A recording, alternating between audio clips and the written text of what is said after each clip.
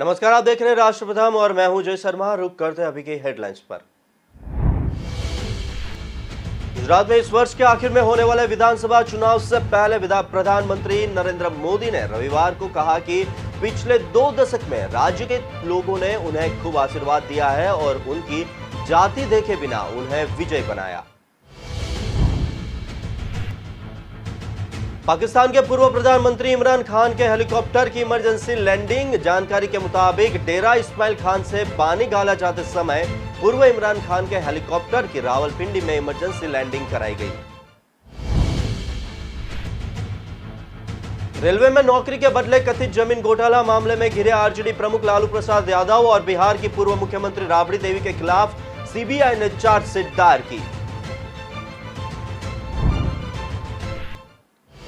राष्ट्रवादी Congress party supremo Sharad Pawar ने शुक्रवार को दावा किया कि बॉलीवुड में सबसे बड़ा योगदान मुस्लिम समुदाय से आया है और कोई भी इसे नजरअंदाज नहीं कर सकता। टीपू सुल्तान विवाद पर एआईएमआईएम के सुप्रीमो असदुद्दीन ओवैसी एक बार फिर से भारतीय जनता पार्टी पर हमला बोला। रुक करते हैं खबरों पर विस्तार से। गुजरात में इस वर्ष के आखिर में होने वाले विधानसभा चुनाव से पहले प्रधानमंत्री नरेंद्र मोदी ने रविवार को कहा कि पिछले 2 दशक में राज्य के लोगों ने उन्हें खूब आशीर्वाद दिया है और उनकी जाति देखे बिना उन्हें विजयी बनाया है। प्रधानमंत्री 3 दिवसीय यात्रा पर गुजरात पहुंचे हैं। यहां उन्होंने महसाणा जिले के मोढेरा को देश का पहला 24 घंटे और ऊर्जा से संचालित होने वाला गांव भी घोषित किया है। मोढेरा गांव में जमीन पर सौर ऊर्जा संयंत्र स्थापित किया गया है और आवासीय व सरकारी इमारतों की छतों पर 1300 से ज्यादा प्रमाणियां लगाई गई है। एक रैली को संबोधित करते हुए मोदी ने कहा कि पिछले 2 दशक में गुजरात के लोगों ने मेरी जाति और मेरी राजनीतिक पृष्ठभूमि देखे बिना भरपूर आशीर्वाद दिया है। पीएम मोदी ने कहा कि मोढेरा को सूर्य मंदिर के लिए जाना जाता है, अब इसे और ऊर्जा से संचालित गांव के रूप में भी जाना जाएगा। मोढेरा के लिए यह एक बड़ा दिन है क्योंकि उसने सौर ऊर्जा का उपयोग करने की दिशा में बड़ी छलांग लगाई है। प्रधानमंत्री ने कहा कि हमारी गौरवशाली और विरासत के साथ नई तकनीक को जोड़ने के लिए मोढेरा पूरे देश के लिए एक उदाहरण बन गया है। 21वीं सदी का आत्मनिर्भर भारत बनने के लिए हमें सुनिश्चित करना होगा कि नवीनीकरण ऊर्जा से हमारी ऊर्जा जरूरतें पूरी हो।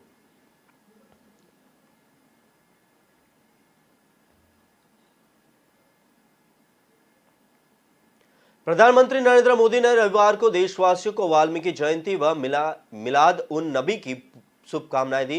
पीएम मोदी ने वाल्मीकि जयंती की शुभकामनाएं देते हुए एक वीडियो शेयर किया। उन्होंने कहा कि उनकी सरकार का कदम महर्षि वाल्मीकि के विचारों ने प्रेरित है।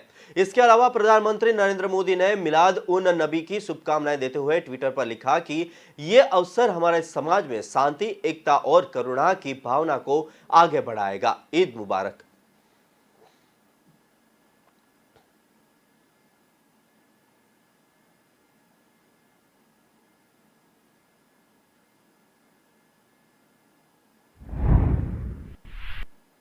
लोकसभा चुनाव 2024 में अभी 2 साल से ज्यादा का समय है, लेकिन भाजपा अभी से तैयारियों में जुट गई है। भाजपा ने मिशन 2024 का खाका तैयार कर लिया है और तय किया है कि पिछले लोकसभा चुनाव में उसे जितनी सीटों पर हार मिली थी वहां पर पीएम मोदी की मेगा रैलियों का आयोजन किया जाएगा।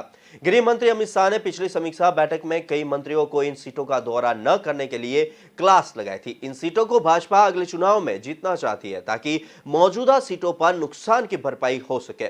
मंत्रियों के प्रवास के बाद अब गृह मंत्री अमित शाह भी देश भर में ऐसी सीटों का दौरा कर रहे हैं। वहीं तीसरे चरण में खुद पीएम मोदी प्रचार की कमान संभालेंगे और इन सीटों पर उनकी विशाल रैलियां कराने का फैसला किया गया है। इन 144 सीटों में सीट भी है और जिसका प्रतिनिधित्व विपक्षी दलों के पास है। इनमें उत्तर प्रदेश की रायबरेली सोनिया गांधी कांग्रेस और मैनपुरी यानी मुलायम सिंह यादव की और सीट शामिल है। इसके अलावा महाराष्ट्र की बारामती जो सुप्रिया सुले राकंपा की है, पश्चिम बंगाल की यादवपुर मिमी चक्रवर्ती तृणमूल सरकार की है, तेलंगाना की महबूबनगर श्रीनिवास रेड्डी टीआरएस की है और मध्य प्रदेश की छिंदवाड़ा नकुलनाथ कांग्रेस की सीट शामिल है।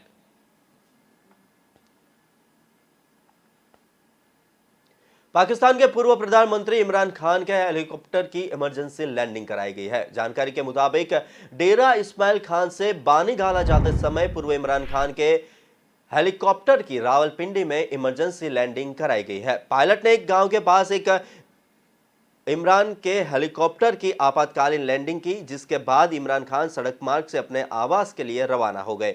हालांकि यह पहला मौका नहीं है। सितंबर में भी इमरान खान के विमान में तकनीकी खामी की वजह से इमरजेंसी लैंडिंग कराई गई थी। पाकिस्तान तहरीक इंसाफ के अध्यक्ष इमरान खान के विमान ने उड़ान भरी ही थी कि 5 मिनट बाद इस्लामाबाद एयरपोर्ट पर विमान की इमरजेंसी लैंडिंग करानी पड़ी थी। पायलट ने विशेष विमान को सुरक्षित नीचे उतार लिया था। रिपोर्ट्स के मुताबिक इमरान खान एक रैली के लिए चकलाला से गुजरावाला जा रहे थे। हालांकि बाद में उन्होंने सड़क मार्ग के जरिए गुजरावाला तक यात्रा की थी और इमरान खान ने गुजरावाला में पार्टी की रैली में कहा कि मैं सरकार से पूछना चाहता हूं कि ये सरकार किस तरह इस देश और अर्थव्यवस्था को नीचे ले जा रही है, लेकिन सरकार के लोग जनता को ही इसके लिए जिम्मेदार ठहराएंगे, क्योंकि आप देश को इस बदला दलदल में फंसने से रोक सकते थे, लेकिन आपने कुछ नहीं किया।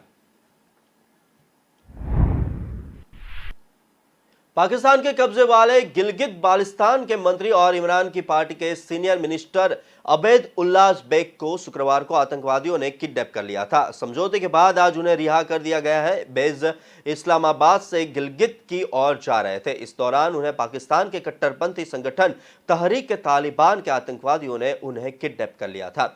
पाकिस्तान की न्यूज वेबसाइट मिनट मिरर के अनुसार तहरीक तालिबान के आतंकियों ने अबैद के साथ 2 और लोगों का अपहरण भी किया था। इसके बाद शनिवार 8 अक्टूबर को समझौते के बाद उन्हें रिहा किया गया। पाकिस्तान के जियो टीवी के मुताबिक बेग अपने घर सही सलामत पहुंच चुके हैं। अबैद उल्लाह बेग इमरान की पार्टी तहरीक इंसाफ के टिकट पर गिलगित बाल्टिस्तान के हुंजा से जीते थे। अबैद के बदले में तहरीक तालिबान के कमांडर हमीद ने आतंकवादी हबीब उर रहमान समेत 6 आतंकियों की रिहाई मांगी। इसके लिए हमीद ने गिलगित बाल्टिस्तान सरकार को 10 दिन का अल्टीमेटम दिया है। इसके अलावा तहरीक तालिबान ने गिलगित बाल्टिस्तान प्रांत में लड़कियों की खेल गतिविधियों पर रोक लगाने और इस्लामिक कानून लागू करने की भी मांग की है। गिलगित बाल्टिस्तान सरकार के पूर्व प्रवक्ता फैजुल्लाह फरहान ने बताया कि बेग की हिरासत के दौरान उन्होंने अबैद उल्लाह बेग से बात की थी और उनकी रिहाई के लिए बातचीत चल रही थी। पाकिस्तान के एक न्यूज़पेपर डॉन के मुताबिक हबीब उल रहमान गिलगित बाल्टिस्तान के मोस्ट वांटेड आतंकियों में से एक है। हबीब ने 2013 में पुलिस के भेष में आकर नंगा पर्वत पर 10 विदेशियों की हत्या की थी। मीडिया रिपोर्ट्स के अनुसार तहरीक तालिबान काफी समय से अपने साथियों को रिहा करने की मांग कर रहा है। इसमें कई ऐसे हैं जिन्होंने गिलगित बाल्टिस्तान में आतंकी वारदातें की है। हालांकि अभी यह साफ नहीं है कि आतंकवादियों की मांगें पूरी की गई है या नहीं।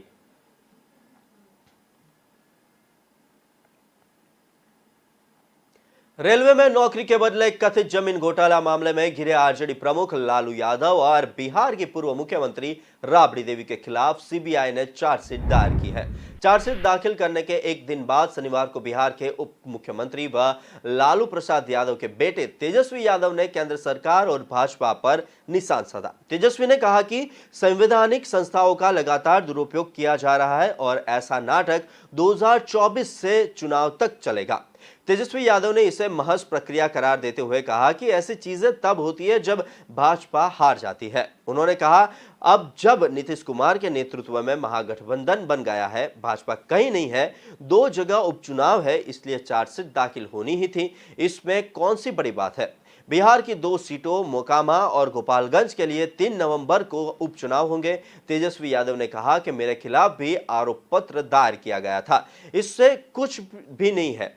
अब तक संवैधानिक संस्थाओं का दुरुपयोग होगा, ऐसे मामले होंगे। उन्होंने कहा कि सीबीआई और ईडी दूसरे मामले में है, इस मामले में केवल सीबीआई है। अब ईडी भी आएगी, वहां जांच करेगी और चार्जशीट दाखिल करेगी। यहां तक कि बच्चे भी आपको बता देंगे कि 2024 के चुनाव तक ये नाटक जारी रहेगा। इसी एजेंडा के साथ ना आया था कि भाई चार्जशीट करें और क्या करेंगे। जब बीजेपी हारता है, जब उसको पता है कि महागठबंधन के आगे नहीं टिकेंगे, तो इन्हीं लोगों को आगे किया जाता है। इसमें कहाँ कुछ है, कोई मतलब है क्या? मतलब कोई चिंता का विषय नहीं है। अरे भाई, हम बता न रहे हैं। इसके बाद ईडी भी आएगी, वो भी तहकीकात करेगी, वो भी चार्जशीट करेगी। तो ये कोई मतलब है? जब तक संवैधानिक संस्थानों का दुरुपयोग होता रहेगा तब तक ऐसा ही होता रहेगा। तमिलनाडु के मुख्यमंत्री व द्रमुक के दिग्गज नेता एम.के. स्टालिन को पार्टी का अध्यक्ष चुना गया है। उन्हें दूसरे कार्यकाल के लिए द्रविड़ मुनेत्र कड़गम डीएमके पार्टी का अध्यक्ष चुना गया है। रविवार को पार्टी की आम परिषद की बैठक में पार्टी नेताओं ने निर्विरोध स्टालिन के नाम पर मुहर लगाई। इसके अलावा द्रमुक के आम परिषद की बैठक में पार्टी नेता दुरई मुरुगन को पार्टी महासचिव व टीआर बालू को कोषाध्यक्ष चुना गया है। बता दें कि 2018 में करुणानिधि के निधन के बाद स्टालिन को सर्वसम्मति से पार्टी का अध्यक्ष चुना गया था। इससे पहले वे पार्टी में कोषाध्यक्ष, युवा विंग के सचिव समेत कई पदों पर रह चुके थे। इससे पहले दिग्गज नेता एम.के. स्टालिन का कार्यकर्ताओं ने जोरदार स्वागत किया। बता दें, एम.के. स्टालिन, दुरई मुरुगन व टीआर बाबू को लगातार दूसरे कार्यालय के लिए चुना गया है।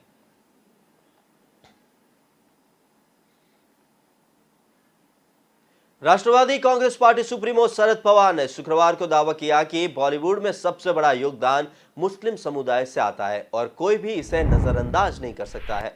पवार के मुताबिक अल्पसंख्यकों और उर्दू भाषा ने देश के सभी क्षेत्रों में योगदान दिया है। आज सभी क्षेत्रों में, चाहे कला हो, लेखन हो या कविता हो, सबसे ज्यादा योगदान अल्पसंख्यकों से आया है और उर्दू भाषा में आया है।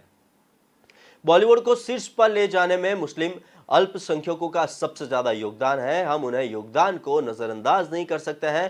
पैक्ट के मुताबिक एनसीपी प्रमुख शरद पवार ने महाराष्ट्र के नागपुर में कहा कि मुस्लिम समुदाय के सदस्यों को लगता है कि देश की आबादी एक बड़ा हिस्सा होने के बावजूद उन्हें उनका उचित हिस्सा नहीं मिल रहा है। विदर्भ मुस्लिम बौद्धिक मंच द्वारा यहां आयोजित भारतीय मुसलमानों ने पहले के मुद्दे नामक एक कार्यक्रम में पवार ने शिरकत की। इस मौके पर उन्होंने कहा कि मुसलमान समुदाय के सदस्यों को लगता है कि देश का इतना बड़ा हिस्सा होने के बावजूद उन्हें उनका उचित हिस्सा नहीं मिल रहा है, जो वास्तव में एक वास्तविकता है। इस पर विचार विमर्श किया जाना चाहिए कि उन्हें उनका उचित हिस्सा कैसे मिल सकता है।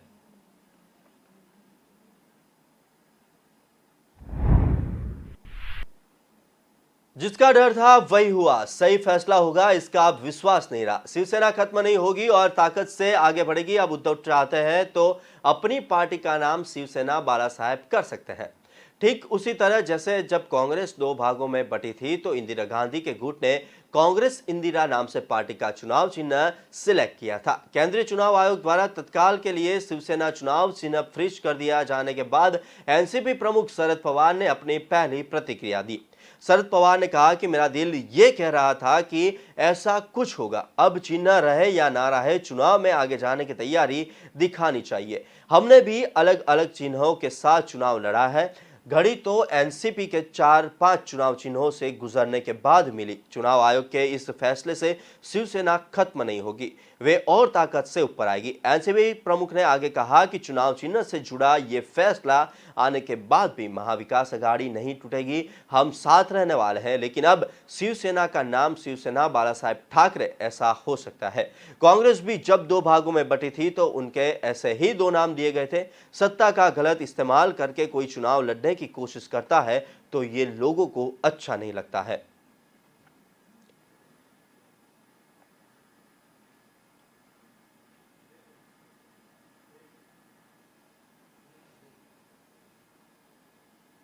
वक्त हुआ है फिलहाल एक छोटे से ब्रेक का, लेते एक ब्रेक। दीदी, अब ऐसे ऑटो लेने कहाँ तक जाओगी? दरवाजे तक।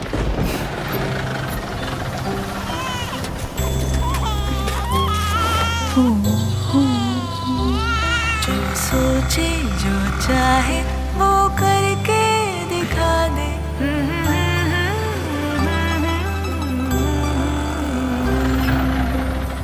Thank you. Welcome back Kavita. Auto ढूंढने की परेशानी और पुराने तरीकों की कहानी पीछे छोड़ो। उबर ऑटो से बस सोचो और चल पड़ो। उबर, बस सोचो और चल पड़ो।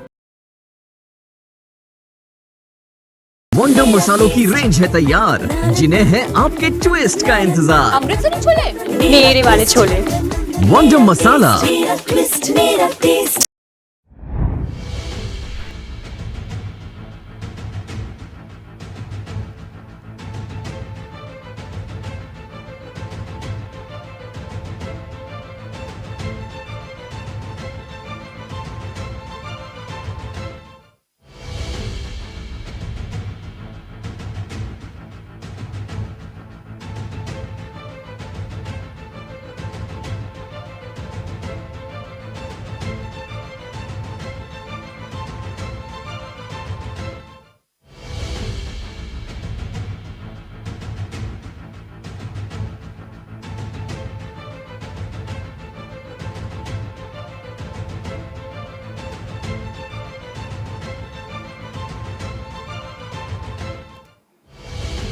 केरल में 1200 करोड़ की हेरोइन जब्त।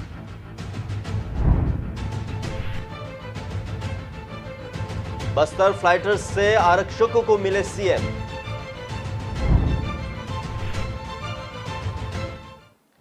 सीएम हेमंत सोरेन ने कहा,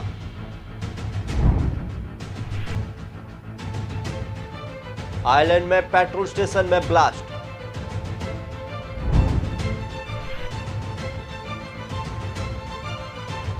नेपाल की राष्ट्रपति की तबीयत बिगड़ी।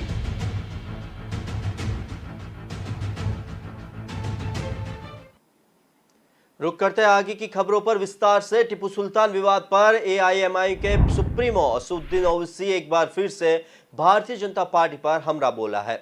उन्होंने चुनौती देते हुए कहा कि भाजपा कितनी भी कोशिश क्यों न कर ले, लेकिन टीपू की विरासत को कभी मिटा नहीं सकती है। उन्होंने ट्वीट करते हुए लिखा कि भाजपा ने टीपू एक्सप्रेस ट्रेन का नाम वोडियान एक्सप्रेस कर दिया था। किसी और ट्रेन का नाम वोडियार किया जा सकता था, लेकिन नहीं, उन्होंने जानबूझकर टीपू सुल्तान की विरासत को टारगेट किया। उन्होंने कहा कि मैं चुनौती देता हूं, भाजपा कितनी भी कोशिश कर ले, लेकिन कभी भी टीपू की विरासत को मिटा नहीं पाएगी। टीपू सुल्तान ने भाजपा को नाराज कर दिया क्योंकि उन्होंने उनके ब्रिटिश आकाओं के खिलाफ 3 युद्ध छिड़े थे।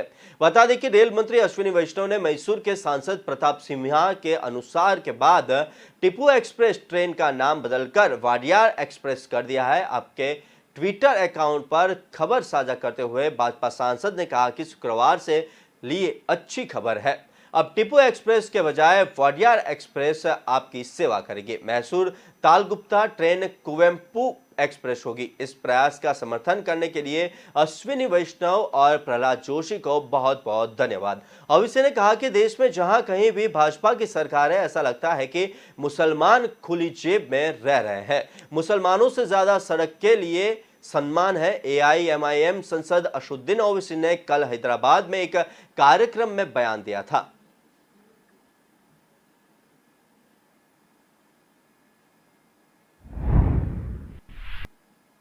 गुजरात में गरबा कार्यक्रम में पथराव करने के आरोपी कुछ मुस्लिम व्यक्तियों को पुलिस द्वारा डंडे से पीटे जाने की घटना पर एआईएमआईएम प्रमुख असदुद्दीन ओवैसी ने नाराजगी जाहिर की है। उन्होंने एक बयान में गुजरात की बीजेपी सरकार पर हमला बोलते हुए कहा कि भारत में आवारा कुत्तों का तो सम्मान है, लेकिन मुसलमानों का नहीं।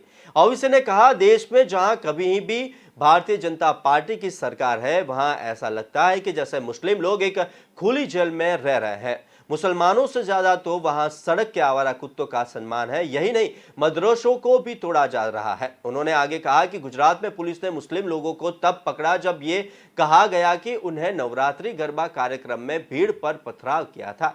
राज्य की पुलिस ने 300 से 400 लोगों के सामने मुस्लिम व्यक्तियों को खंभे से बांधकर डंडे से पीटा। वहां लोग नारे लगा रहे थे क्योंकि मुस्लिम पुरुषों को पीटा गया। दरअसल गुजरात के खेड़ा जिले से उंधेला गांव में कुछ दिन पहले नवरात्रि उत्सव के तहत आयोजित एक गरबा डांस प्रोग्राम में मुस्लिम समुदाय ने कुछ लोगों ने पथराव किया था, जिसमें एक पुलिसकर्मी सहित 7 लोग घायल हो गए थे। पुलिस ने बताया था कि हमलावरों ने एक मस्जिद के पास गरबा कार्यक्रम का आयोजन किया जाने पर आपत्ति जताई थी। कार्यक्रम का आयोजन उंधेला गांव के सरपंच ने नजदीक स्थित एक मंदिर परिसर में किया था। पुलिस ने पथराव के आरोप में 13 हमलावरों को अपनी गिरफ्त में ले लिया है। इससे पहले इस मामले में टीएमसी ने राष्ट्रीय मानवाधिकार आयोग एनएचआरसी के समक्ष एक शिकायत दर्ज कराई थी। टीएमसी प्रवक्ता साकेत गोखले ने कहा कि ये शर्म की बात है कि एनएचआरसी ने इस मामले का खुद संज्ञान नहीं लिया।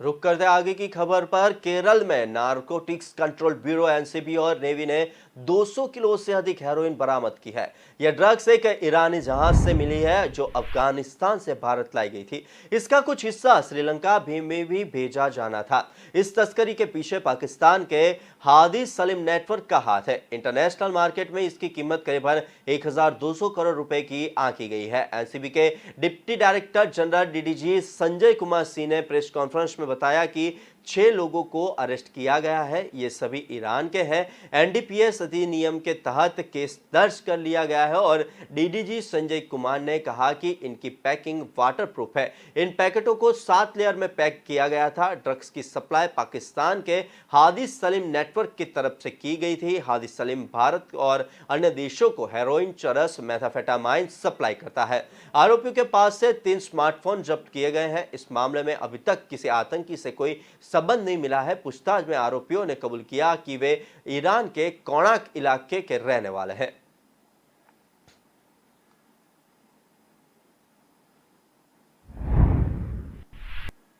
भारतीय तट रक्षक बल और गुजरात एटीएस ने गुजरात तट के पास अंतर्राष्ट्रीय समुद्री क्षेत्र से एक पाकिस्तानी बोट को पकड़ा। बोट में अंतर्राष्ट्रीय बाजार में 350 करोड़ रुपए मूल्य की 50 किलोग्राम हेरोइन जब्त की गई है। आईसीजी ने अधिकारियों ने बताया कि पाकिस्तानी बोट अल साकार के चालक दल के 6 लोगों को गिरफ्तार कर लिया गया है। यह कार्रवाई अंतर्राष्ट्रीय समुद्री सीमा रेखा आईएमबीएल के समीप की गई है। इस बोट को जाकू तट पर लाया जा रहा है। मामले की आगे जांच जारी है। पाकिस्तान बोट और मादक पदार्थ जब्त करने के ये इस साल की 6ठी कार्रवाई है, जबकि 1 माह से कम समय में दूसरी कार्रवाई है। इससे पहले 14 सितंबर को एक पाकिस्तानी बोट से 200 करोड़ रुपए मूल्य की 40 किलो हेरोइन जब्त की गई थी।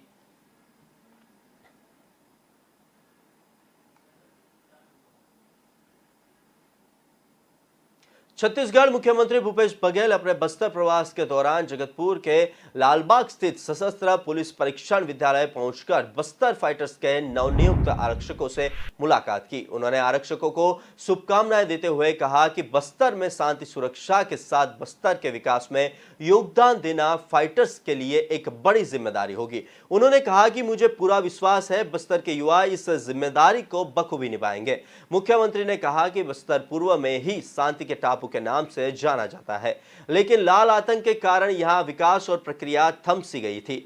आज परिस्थिति बदल गई है और नक्सलवाद काफी हद तक सिमट गया है। अब जल्द ही ये अपने शांति के टापू के नाम को सार्थक करेगा। बस्तर के युवाओं को मुख्यधारा में लाने के लिए राज्य शासन ने बस्तर फाइटर्स फोर्स में स्थानिक युवाओं की नियुक्ति की है, जिसमें संभाग के सभी जिलों के युवाओं को मौका मिला है। बस्तर संभाग के सभी 7 जिलों के स्थानीय युवाओं की भर्ती के लिए 2100 पद निकाले गए थे। स्थानीय युवाओं की भर्ती करने का प्रमुख उद्देश्य जनता के बीच विश्वास कायम करना था। अब इन युवाओं का आत्मविश्वास, जोश और जुनून देखकर बहुत खुशी हो रही है। पिछले कुछ सालों में बस्तर में विकास की एक नई बहार चली है। राज्य शासन ने बस्तर के विकास को सर्वोच्च प्राथमिकता में रखकर यहां शिक्षा, स्वास्थ्य और बुनियादी ढांचे पर पूरा ध्यान दिया है, जिसके कारण ग्रामीणों में शासन के प्रति एक नया विश्वास, नया भरोसा जागा है।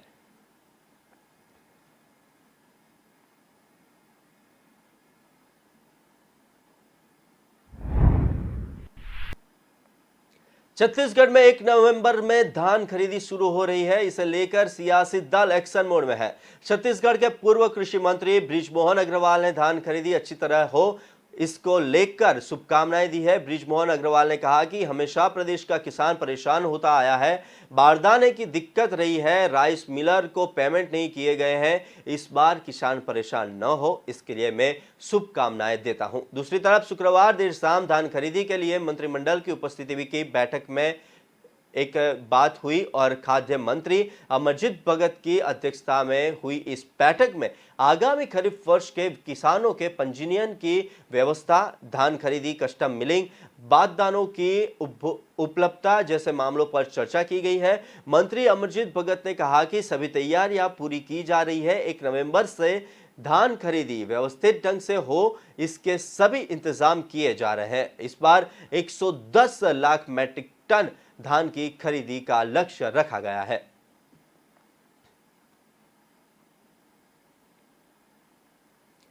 मुख्यमंत्री हेमंत सोरेन ने झारखंड मुक्ति मोर्चा के कार्यकर्ताओं को चुनाव लड़ने के लिए तैयार रहने को कहा है। मोर्चा की केंद्रीय कार्य समिति की विस्तारित बैठक के बाद उन्होंने स्पष्ट कहा है कि झारखंड मुक्ति मोर्चा हमेशा चुनाव के लिए तैयार रहता है। 2024 और 25 की तैयारी जो भाजपा वाले करते हैं, मोर्चा का एक कार्यकर्ता हर वक्त रात और दिन वह सोते जागते जंग की तैयारी में ही रहता है। संघर्ष और जंग हमारी पृष्ठभूमि में ही है, इससे कोई कभी पीछे नहीं भागता। झारखंड की वर्तमान राजनीतिक परिस्थितियों पर भाजपा का नाम लिए बिना उन्होंने कहा कि वे हमें मनोवैज्ञानिक चोट देना चाहते हैं, हम उनका षड्यंत्र सफल नहीं होने देंगे। कार्यकर्ताओं ने भी कहा कि साजिश सफल नहीं होगी, अब उनके पास बचा क्या है। मुख्यमंत्री हेमंत सोरेन ने केंद्रीय समिति की बैठक के दौरान कार्यकर्ताओं को संबोधित करते हुए कहा कि वे विरोध की नहीं, विकास की राजनीति करते हैं। कार्यकर्ता राज्य सरकार की योजनाओं को निचले स्तर तक पहुंचाएंगे, योजनाओं की निगरानी भी करेंगे, यह भी ख्याल रखेंगे कि योजनाएं धरातल पर उतरे। आपकी योजना, आपकी सरकार, आपके द्वार कार्यक्रम का दूसरा चरण आरंभ हो चुका है। कार्यकर्ताओं को इससे जुड़कर लोगों तक लाभ पहुंचाने को कहा गया है। कार्यकर्ताओं की सराहना करते हुए उन्होंने कहा कि आज हम जहां हैं वही इन्हीं सिपाहियों की वजह से है। कार्यकर्ताओं को भी सरकार से उम्मीद रहती है।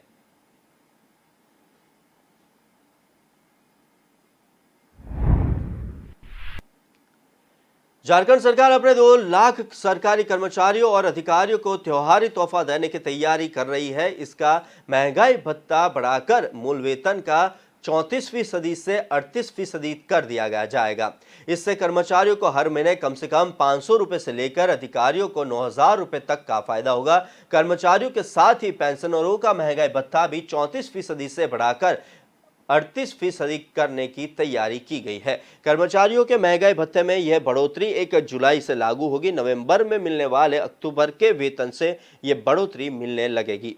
जुलाई, अगस्त और सितंबर महीने के लिए बढ़े हुए महंगाई भत्ते का एरियर दिया जाएगा। यह एरियर कर्मचारियों को वेतन खाते में दिया जाएगा, उनके जीपीएफ खाते में डाला जाएगा। इस पर मंथन चल रहा है। कर्मचारियों का महंगाई भत्ता बढ़ाने से राज्य के खजाने पर अक्टूबर से लेकर मार्च तक हर महीने 42 करोड़ रुपए अधिक खर्च होंगे। बढ़े हुए डीए पर कुल मिलाकर अक्टूबर मार्च की अवधि में लगभग 250 करोड़ और सालाना 500 करोड़ रुपए खर्च होंगे।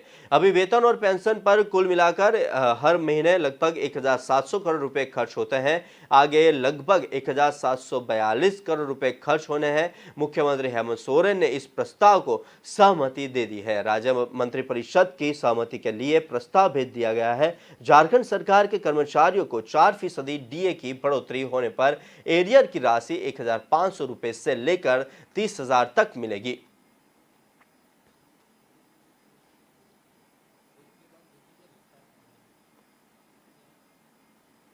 फिलहाल वक्त हुआ एक छोटे से ब्रेक का। ब्रेक के बाद देखेंगे रफ्तार खबरें। रात के 2 बजे, दिन के 12 बज गए। Say goodbye to the 1950s की टेक्नोलॉजी वाले memory foam mattress को। Meet India's first and only smart grid mattress. इसकी patented technology, there's softness that relaxes your pressure points and firmness that supports your back. Memory foam है बकवास. The Sleep Company mattress is Log on to the sleepcompany.in. Madhya Pradesh में 6 साल से promotion की आशा लगाए कई कर्मचारी रिटायर हो गए हैं, मगर जो नहीं रिटायर हुए हैं उनके लिए बड़ी खुशखबरी आई है। आगामी विधानसभा के मद्देनजर शिवराज सरकार ने कर्मचारियों को प्रमोशन देने का रास्ता निकाल लिया है। दीपावली पर ऐसे कर्मचारियों को तोहफा देने की तैयारी हो चुकी है। अध्यक्षता में वरिष्ठ प्रदेश के करीब 3.5 लाख अधिकारी कर्मचारियों को इसका सीधा फायदा होगा। कैबिनेट में जाने वाले प्रस्ताव में जब अधिकारी कर्मचारियों का प्रमोशन मेरिट कम सीनियरिटी के आधार पर होगा, इसके लिए सीआर में क्लास 1 के अफसर को 15 और क्लास 2 को 14 और क्लास 3 को 12 अंक लाना जरूरी होगा। पदोन्नति का मामला सुप्रीम कोर्ट में भी चल रहा है।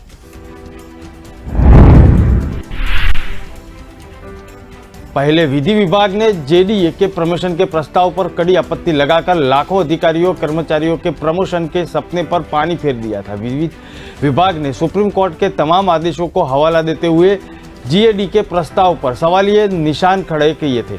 इसके बाद जीएडी ने कानून विभाग की आपत्तियों का निराकरण करके नए सिरे से प्रस्ताव बनाकर दोबारा विभाग को भेजा था।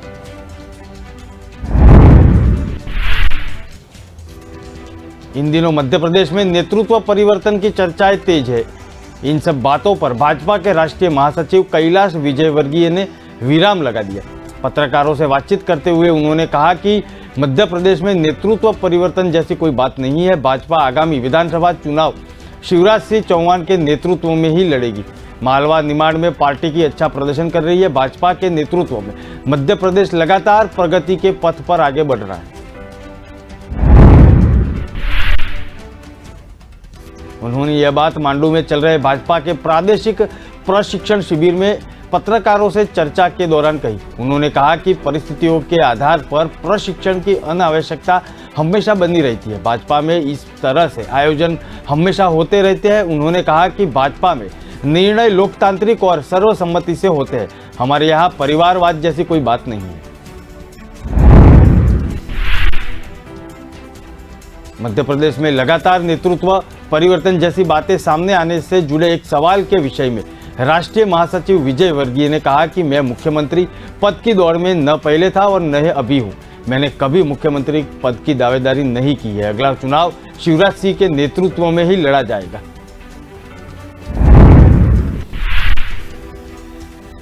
केंद्रीय वित्त मंत्री निर्मला सीतारमण ने तेलंगाना के मुख्यमंत्री के चंद्रशेखर राव को एक राष्ट्रीय पार्टी शुरू करने के लिए फटकार लगाते हुए कहा कि केसीआर ने तांत्रिकों की सलाह पर अपनी पार्टी टीआरएस का नाम बदलकर भारत राष्ट्र समिति कर देना चाहिए।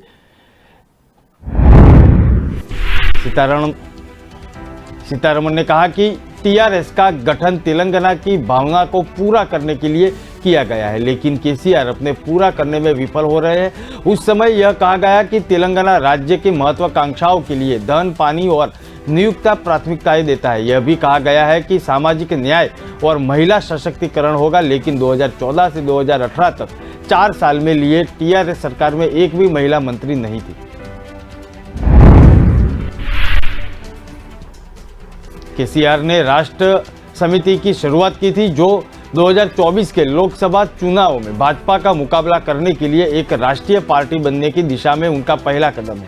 केसीआर द्वारा नाम परिवर्तन और नई पार्टी का शुभारंभ हैदराबाद में पार्टी मुख्यालय तेलंगाना भवन में मंत्री, सांसदों और विधायकों, एमएलसी और जिला स्तर के समन्वय के सहित अन्य नेताओं के साथ किया था।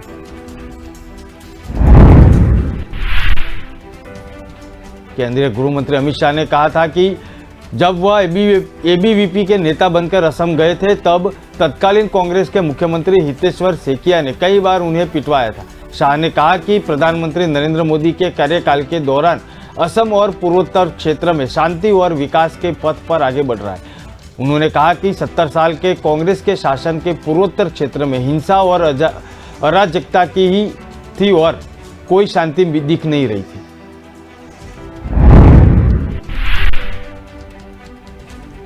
गुवाहाटी में पार्टी के नवनिर्मित राज्य कार्यालय का उद्घाटन करने के बाद लोगों को संबोधित कर रहे थे और केंद्रीय गृह मंत्री ने कहा था कि हम आंतरिक सुरक्षा को मजबूत करने में विश्वास रखते हैं, जिससे सशस्त्र बल विशेषाधिकार अधिनियम जैसे कानूनों की आवश्यकता न हो।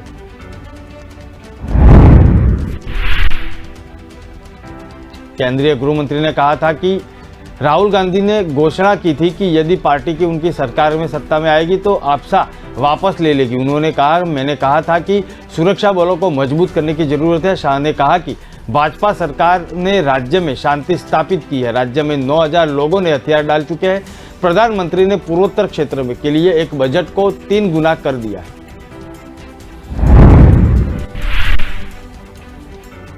राष्ट्रीय जनता दल की राष्ट्रीय कार्यकारिणी की बैठक दिल्ली में होने वाली है और 24 राज्यों के प्रदेश अध्यक्ष व पदाधिकारियों के शामिल होने की संभावना है। जानकारी के मुताबिक दिल्ली के MDMC कन्वेंशन सेंटर में यह बैठक होगी, जिसमें खुले अधिवेशन में रखे जाने वाले प्रस्तावों पर चर्चा होगी।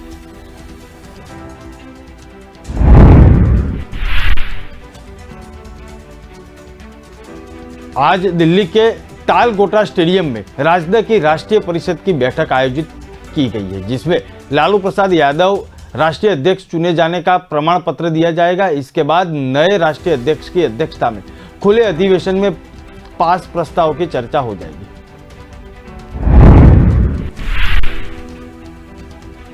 राजद राष्ट्रीय कार्यकारिणी का मूल्य एजेंडा भाजपा को सत्ता से बेदखल करना होगा। प्रवक्ता चित्तरंजन गगन ने बताया कि पूरे देश को संदेश देने के लिए बैठक का आयोजन दिल्ली में किया गया है। इस बैठक में अगले चुनाव में भारतीय जनता पार्टी के खिलाफ रणनीति तैयार की जाएगी। उन्होंने बताया, बैठक में शामिल होने के लिए कई बड़े नेता दिल्ली पहुंचना शुरू हो चुके हैं। अनुमान से मुताबिक आज होने वाले बैठक में 30,000 से ज्यादा लोग शामिल हो सकते हैं। वह आज राष्ट्रीय परिषद की बैठक में 5,000 लोगों को पहुंचाने का अनुमान भी लगाया जा रहा है। सीबीआई ने बिहार के उप मुख्यमंत्री तेजस्वी यादव के निजी सचिव से रेलवे में कथित जमीन के बदले नौकरी घोटाले के सिलसिले में पूछताछ की। मामला उस वक्त का है जब तेजस्वी के पिता लालू प्रसाद यादव केंद्र में रेल मंत्री थे। उन्होंने बताया कि संजय, जिन्होंने 2015 में डिप्टी सीएम के रूप में पहले कार्यकाल के दौरान तेजस्वी के पीएस के रूप में भी काम किया था, उन्हें पहले भी तलब किया गया था, लेकिन उन्होंने दिल्ली उच्च न्यायालय के समक्ष सीबीआई की नोटिस को चुनौती दी थी।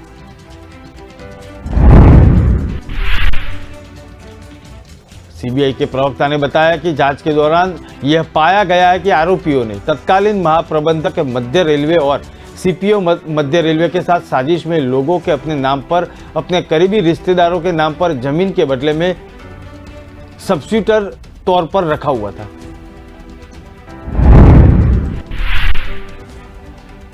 एजेंसी ने दावा किया कि लालू प्रसाद यादव के केंद्रीय रेल मंत्री रहने के दौरान तत्कालीन शिविर कार्यालय 10 सर्कुलर रोड पटना से एक हार्ड डिस्क मिली हुई है। इसमें कार्यालय के दौरान रेलवे में रखे गए 1400 से आसपास उम्मीदवारों की सूची थी। आरोप है कि पटना बिहार के निवासियों को रेलवे के विभिन्न जोन में ग्रुप डी पदों पर उनको नियुक्त किया गया था। इनको 2004 से 2009 की अवधि के दौरान नियमित किया गया था।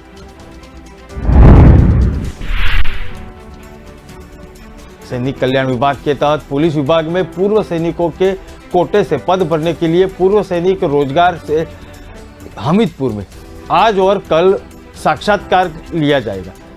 साक्षात्कार में 31 अक्टूबर 2019 से 31 दिसंबर 2021 तक सेना निवृत्त हुए पूर्व सैनिक भाग ले सकते हैं। हालांकि पूर्व में विभाग में सेवानिवृत्ति की कट ऑफ तिथि 31 अक्टूबर 2019 से 31 दिसंबर 2020 निर्धारित की गई।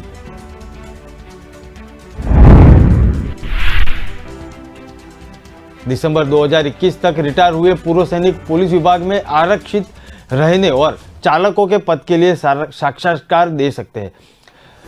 अक्टूबर को जिला बिलासपुर, चंबा, हमीरपुर, ऊना, मंडी और सिरमौर के अभ्यर्थियों के साक्षात्कार होने हैं और 11 अक्टूबर को कांगड़ा, शिमला, सोलन, कुल्लू और लाहौर स्पीति और कन्नौर के पूर्व सैनिकों के साक्षात्कार होने की खबर है।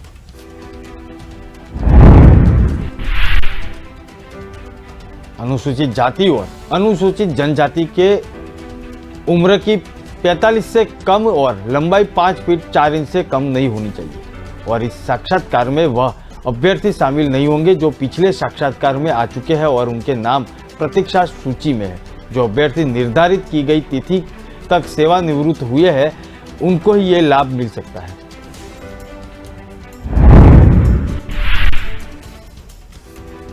जम्मू कश्मीर के निजी स्कूलों में पढ़ने वाले लाखों बच्चों के अभिभावकों को अपनी जेब ढीली करनी होगी। सरकारी शुल्क निर्धारण समिति के जम्मू और कश्मीर दोनों विभागों में निजी स्कूलों के लिए परिवहन शुल्क में 14% की बढ़ोतरी हुई है। समिति ने कहा कि बढ़ोतरी मार्च 2022 से लागू हो जाएगी और समिति ने कहा है कि विभिन्न हितधारक द्वारा प्रदान की गई जानकारी शहरी, ग्रामीण और ग्रामीण क्षेत्रों के लिए परिवहन शुल्क के बीच एक बड़ा अंतर दिखाती है।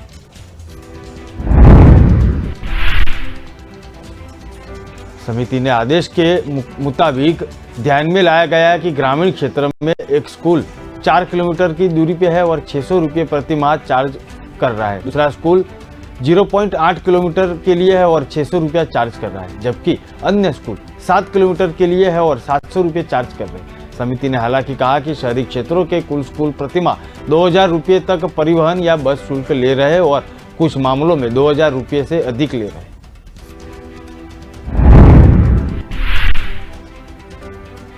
आदेश में कहा गया है कि शहरी और ग्रामीण क्षेत्रों में स्थित स्कूल के ड्राइवर और सहायकों के वेतन गठन में अंतर है। समिति ने आगे बढ़ाया कि परिवहन की अधिकांश वस्तुएं और खर्च लगभग सभी स्कूलों में समान है और इस प्रकार का एक वर्ग का गठन करते हैं।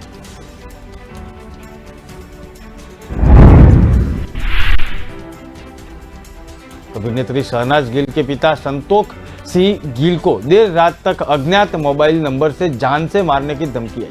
शनिवार को संतोष गिल ने अमृतसर ग्रामीण को शिकायत दी और गिल ने कहा कि कल मुझे हैप्पी नाम के एक शख्स का फोन आया था और जिसे मुझे दिवाली से पहले जान से मारने की धमकी दी है। मुझे लगता है कि मुझे निशाना बनाना चाहते हैं क्योंकि मैं एक हिंदू नेता हूं।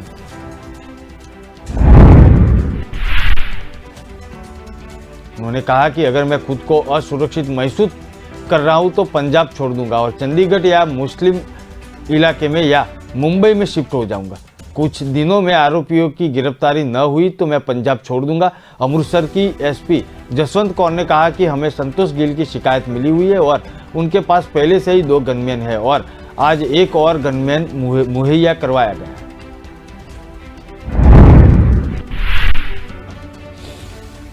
संतोख गिल ने बताया कि किसी काम के सिलसिले में अपनी कार में सवार होकर वो जा रहे थे और इस बीच मोबाइल पर किसी अज्ञात नंबर से फोन आया था। कॉल करने वाले उन्हें धमकाते हुए कहा कि वह उन्हें दिवाली से पहले जान से मार देगा। कॉल करने वाले ने धमकाते हुए वो भी कहा कि उन्हें गोली से नहीं बल्कि टुकड़े टुकड़े करके मार देगा।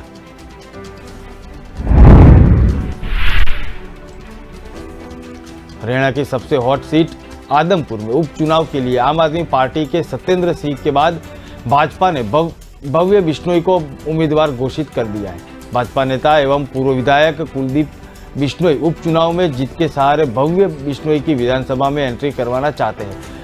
खुद कुलदीप बिश्नोई, उनकी पत्नी रेणुका बिश्नोई भी पहली बार उपचुनाव में जीत दर्ज कर विधानसभा पहुंचे थे। अब भव्य की एंट्री की तैयारी शुरू हो चुकी है। 24 सालों में आदमपुर विधानसभा में यह चौथा उपचुनाव होगा। अभी तक हुए 3 उपचुनाव में भजनलाल परिवार ने सत्तारूढ़ पार्टी के खिलाफ लड़ते हुए जीत हासिल की थी। पहली बार सत्ता पार्टी के साथ उपचुनाव लड़े थे।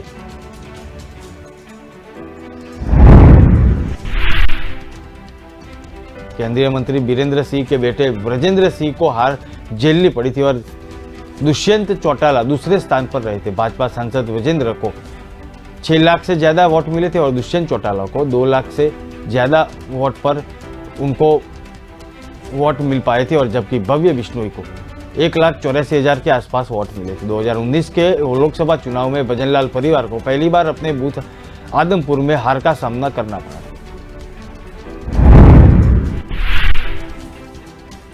भारत पाकिस्तान अंतर्राष्ट्रीय सीमा 90 के दशक में ही घुसपैठ को लेकर संवेदनशील रही है। पिछले 3 दशक में पाकिस्तान ने हर बार पैतरे बदलकर घुसपैठ करवाने की कोशिशें की है। 3 दशक के बीच सीमा पार नदी नालों से फिर तालबंदी को काटकर और उनके बाद सुरंगों के जरिए घुसपैठ की गई। अब आसमान के रास्ते हो रही घुसपैठ सुरक्षा एजेंसियों के लिए बड़ी चुनौती है। शिवसेना के सिंबल धनुष और 3 चुनाव चिन्ह को लेकर शिंदे और ठाकरे गुट में जारी घमासान के बीच आयोग ने शनिवार को पार्टी के इस सिंबल को फ्रीज कर दिया। 2 दिवसीय रुद्रप्रयाग जनपद प्रवास के दौरान मुख्यमंत्री पुष्कर धामी रविवार सुबह भ्रमण पर निकले।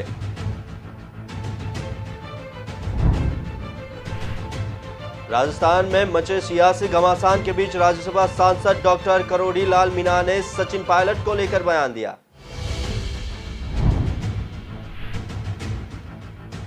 प्रधानमंत्री स्मृति चिन्ह 2022 की नीलामी की तारीखों को आगे बढ़ा दिया गया है। स्मृति चिन्हों की यह नीलामी अब 12 अक्टूबर को होगी।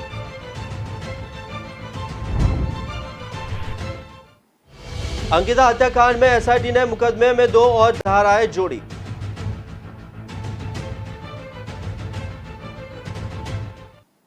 रुक करते हैं खबरों पर विस्तार से। आयरलैंड के डोनेगल में एक गैस स्टेशन में ब्लास्ट हो गया। इसमें 10 लोगों की मौत हो गई है। रिपोर्ट्स के मुताबिक यह घटना 7 और 8 अक्टूबर की दरमियानी रात को हुई थी। सूचना मिलने के बाद पुलिस ने रेस्क्यू ऑपरेशन चलाया। अब पुलिस ने जानकारी देते हुए बताया कि इन हादसे में 10 लोगों ने जान गंवा दी है। एक अधिकारी डेविड कैली ने कहा कि नॉर्थ वेस्ट आयरलैंड में डोनेगल काउंटी के एक छोटे से गांव क्रिस्टोल में एप्पल ग्रीन पेट्रोल स्टेशन पर धमाका हुआ और यह धमाका इतना भयानक था कि आसपास की कुछ इमारतें तबाह हो गई। साथ ही घटनास्थल पर खड़ी कारें मलबे में तब्दील हो गई। इसमें 3 महिलाओं और 3 बच्चों समेत 10 लोगों की मौत हो गई है। डेविड कैली ने कहा कि पेट्रोल स्टेशन पर हुई धमाके की वजह का अब तक पता नहीं चल सका है। घटना पर आयरिश प्रधानमंत्री माइकल मार्टिन ने दुख जताया है। उन्होंने ट्वीट किया और विनाशकारी विस्फोट के बाद क्रिस्टलों से पूरे समुदाय के प्रति हमारी संवेदना है।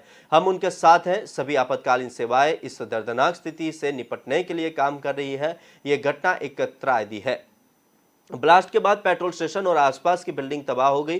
कई लोग मलबे में दब गए। रेस्क्यू के लिए इमरजेंसी सर्विस की टीमें बुलाई गई। पुलिस ने बताया कि हादसे में 8 लोग गंभीर रूप से घायल हुए हैं। इनमें से एक की हालत नाजुक बताई जा रही थी। चीफ एम्बुलेंस ऑफिसर जे मैकगोवन ने कहा था कि शनिवार यानी 8 अक्टूबर को मलबे से 7 लोगों के शव बाहर निकाले गए थे। अब तक 10 शवों को निकाला गया है। हादसे में घायल हुए लोगों को अस्पताल ले जाने के लिए 8 से 10 एम्बुलेंस बुलाई गई थी।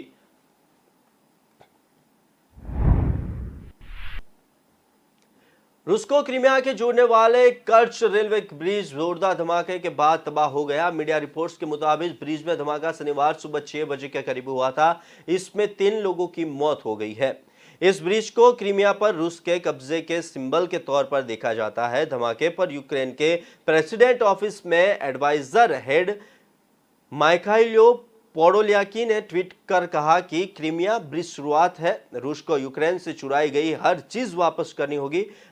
हर अवैध चीज नष्ट होगी। हर उस चीज को खारिज किया जाएगा जिस पर रूस ने कब्जा जमाया है। रूस यूक्रेन जंग के बीच कर्च ब्रिज का क्षतिग्रस्त हो जाना रूस के लिए बड़ा झटका है। यह रेलवे ब्रिज यूक्रेन में रूसी सैनिकों तक लॉजिस्टिक सप्लाई करने का मुख्य मार्ग है। स्थानीय लोगों के मुताबिक ब्रिज पर हुए इस धमाके की आवाज कई किलोमीटर दूर तक सुनाई दी थी। ब्रिज में धमाके के बाद सोशल मीडिया पर एक वीडियो भी वायरल हुआ है। इसमें फ्रेट ट्रेन के कई फ्लूइड टैंक और रेलवे लाइन में आग लगी हुई है। रोडवे ब्रिज का एक हिस्सा समुद्र में गिरा है। रूस की national anti terrorism committee NSC ने बताया कि धमाका ब्रिज के रोड के वेस्ट साइड पर हुआ है। विस्फोट कार्गो व्हीकल में हुआ था। इसके बाद फ्रेट ट्रेन के 7 फ्यूल टैंक में आग लग गई। ट्रेन क्रीमिया की ओर जा रही थी। धमाके से रोडवे ब्रिज के 2 सेक्शन को नुकसान पहुंचा है। क्रीमिया के पार्लियामेंट स्पीकर व्लादिमीर कॉन्स्टेंटिनोव ने कहा कि धमाके के लिए यूक्रेन को जिम्मेदार ठहराया है। उन्होंने कहा कि ब्रिज को ज्यादा नुकसान नहीं पहुंचा है। जल्द ही मरम्मत हो जाएगी। क्रीमिया के स्पोक्सपर्सन दिमित्री पेस्कोव ने कहा कि राष्ट्रपति पुतिन ने ब्रिज पर हुए हमलों से सरकारी जांच के आदेश दिए हैं।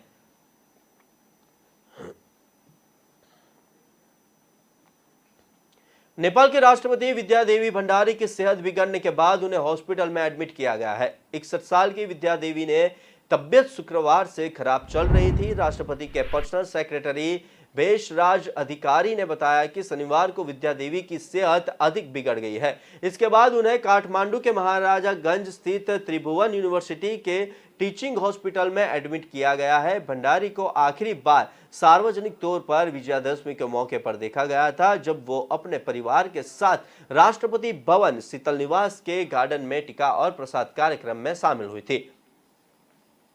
पिछले सितंबर में भंडारी को नेपाल की सुप्रीम कोर्ट ने शोकॉज नोटिस जारी किया था। सुप्रीम ने उनसे पार्लियामेंट्री के दोनों हाउस से पास सिटीजनशिप बिल को प्रमाणित नहीं करने का कारण पूछा था। जस्टिस हरिप्रसाद कुअल की सिंगल बेंच ने राष्ट्रपति कार्यालय को 15 दिनों के अंदर कारण बताने का आदेश दिया है।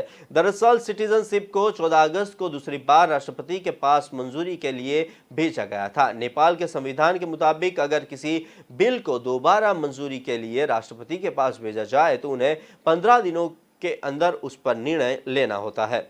कोर्ट से नोटिस मिलने के बाद राष्ट्रपति के पॉलिटिकल एडवाइजर लाल बाबू यादव ने बताया कि भंडारी ने संविधान की रक्षा के लिए सिटीजनशिप बिल को मंजूरी देने से इनकार कर दिया है। राष्ट्रपति के मुताबिक बिल में महिलाओं के साथ भेद किया है, इसमें सिंगल फेडरल का भी प्रावधान नहीं है। विद्या देवी ने साल 1979 में अपने पॉलिटिकल करियर की शुरुआत की थी। वो नेपाल की पहली महिला राष्ट्रपति है। साल 2015 को पहली बार उन्हें राष्ट्रपति के लिए चुना गया था। 2018 में वो राष्ट्रपति बनी। अगले साल की शुरुआत में उनका कार्यकाल समाप्त होने वाला है। पाकिस्तान के कब्जे वाले गिलगित बाल्टिस्तान के मंत्री और इमरान की पार्टी के सीनियर मिनिस्टर अब्द उल्लाह बेग को शुक्रवार को आतंकवादियों ने किडनैप कर लिया था। समझौते के बाद आज उन्हें रिहा कर दिया गया है। बेग इस्लामाबाद के गिलगित की ओर जा रहे थे। इस दौरान उन्हें पाकिस्तान के कट्टरपंथी संगठन तहरीक तालिबान के आतंकवादियों ने उन्हें किडनैप कर लिया था। पाकिस्तान की न्यूज वेबसाइट मिनट मिरर ने बताया कि तहरीक तालिबान के आतंकवादियों ने अबैद के साथ 2 और लोगों का अपहरण भी किया था। इसके बाद शनिवार 8 अक्टूबर को समझौते के बाद उन्हें रिहा किया गया। पाकिस्तान के जियो टीवी के मुताबिक बेग अपने घर ही सही सलामत पहुंच चुके थे। उबैद उल्लाह बेग इमरान की पार्टी तहरीक इंसाफ के टिकट पर गिलगित बाल्टिस्तान के हुंजा से जीते थे। अबैद के बदले में तहरीक तालिबान के कमांडर हमीद ने आतंकवादी हबीब उर रहमान समेत 6 आतंकियों की रिहाई मांगी। इसके लिए हमीद ने गिलगित बाल्टिस्तान सरकार को 10 दिन का अल्टीमेटम दिया है। इसके अलावा तहरीक तालिबान ने गिलगित बाल्टिस्तान प्रांत में लड़कियों की खेल गतिविधियों पर रोक लगाने और इस्लामिक कानून लागू करने की भी मांग की थी। गिलगित बाल्टिस्तान सरकार के पूर्व प्रवक्ता फैजुल्लाह फराह ने बताया कि बेग की हिरासत के दौरान उन्होंने अबैद उल्लाह बेग से बात की थी और उनकी रिहाई के लिए बातचीत चल रही है। पाकिस्तान के न्यूज़पेपर द डॉन के मुताबिक हबीब उल रहमान गिलगित बाल्टिस्तान के मोस्ट वांटेड आतंकियों में से एक है। हबीब ने 2013 में पुलिस के भेष में आकर नंगा पर्वत पर 10 विदेशियों की हत्या की थी। मीडिया रिपोर्ट्स के अनुसार तहरीक के तालिबान काफी समय से अपने साथियों को रिहा करने की मांग कर रहा है। इसमें कई ऐसे हैं जिन्होंने गिलगित बाल्टिस्तान में आतंकी वारदातें की है। हालांकि अभी ये साफ नहीं है कि आतंकवादियों की मांगें पूरी की गई या नहीं।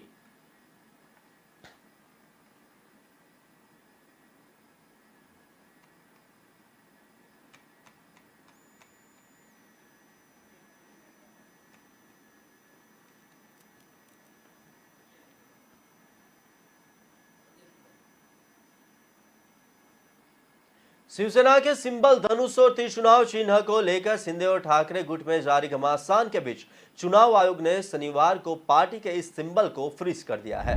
दोनों गुटों से कोई भी उपचुनाव में ये चुनाव चिन्ह तीर धनुष का उपयोग नहीं कर सकेगा। यह आदेश मुंबई के अंधेरी ईस्ट विधानसभा सीट के लिए होने वाले उपचुनाव के लिए है।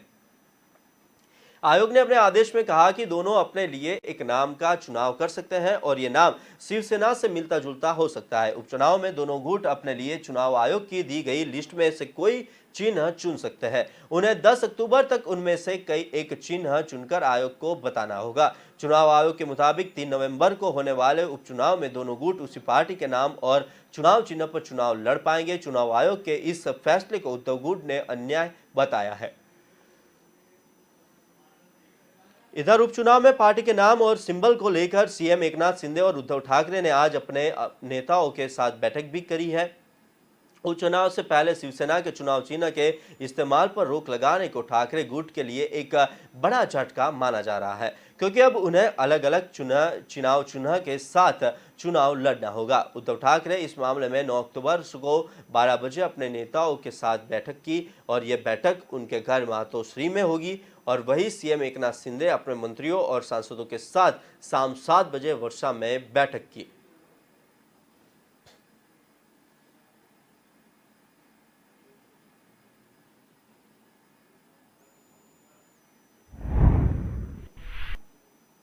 चीन सरकार अपने खिलाफ जा रहे हर व्यक्ति का मुंह बंद रखना चाहती है, चाहे वो युवा हो या रिटायर हो।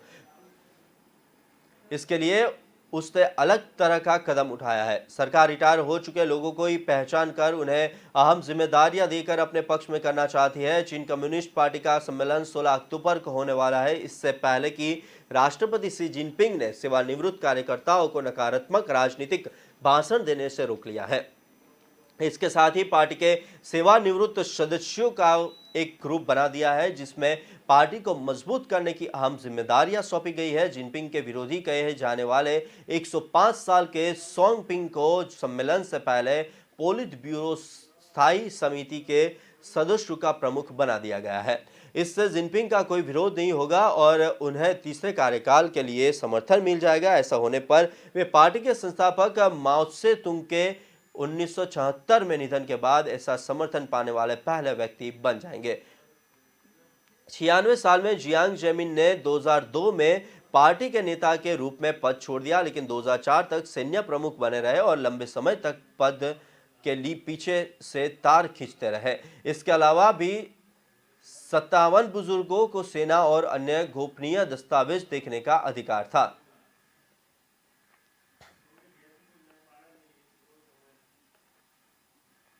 दो दिवसीय रुद्रप्रयाग जनपद प्रवास के दौरान मुख्यमंत्री पुष्कर सिंह धामी रविवार सुबह भ्रमण पर निकले। उन्हें इस तरह देखकर हर कोई हैरान रह गया।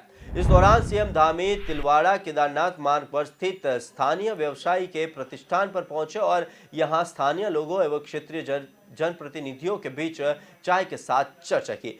मुख्यमंत्री पुष्कर सिंह धामी को इस तरह अपने बीच पाकर लोगों में भारी उत्साह नजर आया। रुद्रप्रयाग दौरे के दौरान भारी बारिश के बावजूद सीएम सैर पर निकले और स्थानीय लोगों से बातचीत की। मुख्यमंत्री ने यात्रिकों से बातचीत की। मुख्यमंत्री ने पूरी ढाबे में कार्यरत विजय पंवार से भी बातचीत की। सीएम धामी ने रुद्रप्रयाग जनपद के त्रिस्तरीय पंचायत प्रतिनिधियों और निकाय अध्यक्ष व सभासदों को संवाद करते हुए कहा कि हम सब जनप्रतिनिधि जनता के प्रति जिम्मेदार लोग हैं।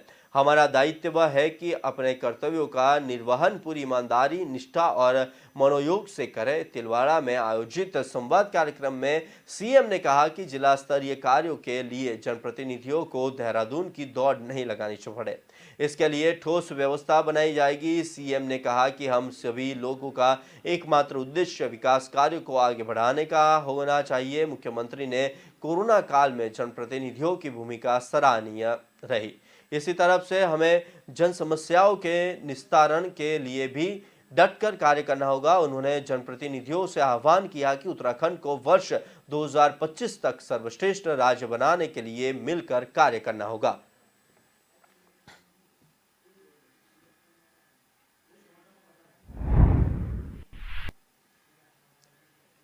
भर्तियों की धांधली में यह अब तक की सबसे बड़ी कार्रवाई मानी जा रही है। धांधली के तालाब के इन मगरमच्छों पर शिकंजा कसने के लिए एटीएस ने तैयारियां भी पूरी कर ली है। कई वीआईपी की गवाही भी ले जा चुकी है, जबकि कुछ और जांच के दायरे में आ चुके हैं। सूत्रों के मुताबिक एक पूर्व सीएम के ओएसडी भी एसटीएफ के रडार पर है। इनसे भी जल्द पूछताछ की जाएगी। शुरुआत में इन्हें भी सरकारी गवाह बनाए जाने की बात चल रही है।